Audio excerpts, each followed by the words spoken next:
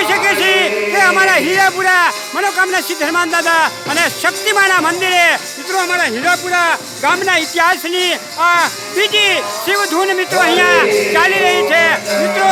ગઈ વખત કરતાં પણ આ વખતે અમારા ગામજનોનો ઉત્સાહ વધારે છે. ગઈ વખતે જે સંખ્યા હતી આપણા ધૂનમાં એના કરતાં પણ 85 જેટલી સંખ્યા વધારે છે આ ધૂનની અંદર.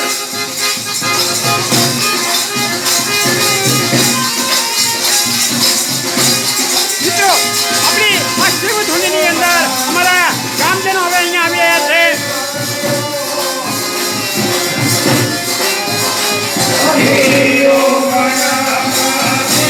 ખરેખર મિત્રો જેવી રીતે અમારું ગામ જે એકતા બતાવી રહ્યો છે આ એકતા મિત્રો આપણા હિન્દુ માટે ખૂબ જ જરૂરી છે.